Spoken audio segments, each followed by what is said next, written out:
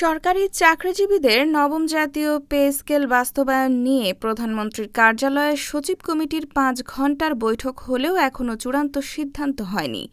বৈঠকে নতুন বেতন কাঠামোর আর্থিক প্রভাব, বাস্তবায়নের সীমাবদ্ধতা, রাজস্ব আহরণ এবং সরকারের আর্থিক সক্ষমতা নিয়ে বিস্তারিত আলোচনা হয়। সংশ্লিষ্ট সূত্র জানিয়েছে, আন্তর্জাতিক মুদ্রা তহবিল, সম্ভাব্য বাজেট ঘাটতি, মূল্যস্ফীতি ও সামষ্টিক অর্থনৈতিক স্থিতিশীলতার ওপর চাপের আশঙ্কা থেকে নতুন পে স্কেল অন্তত ২ বছর পিছিয়ে দেওয়ার পরামর্শ দিয়েছে। তবে সরকার সেই সুপারিশ পুরোপুরি গ্রহণ করতে আগ্রহী নয়।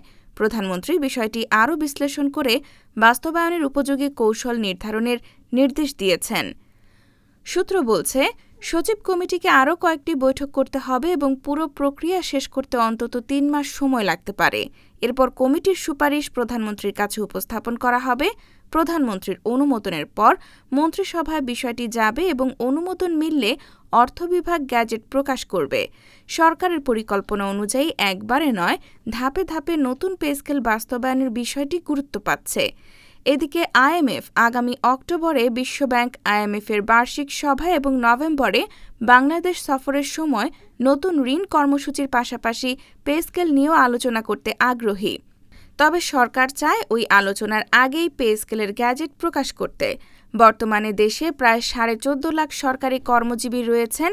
চলতি বাজেটে বেতন ভাতা বাবদ প্রায় ৯০,০০০ কোটি এবং পেনশন গ্র্যাচুইটি সহ প্রায় ১,৪১,০০০ কোটি টাকা বরাদ্দ রয়েছে।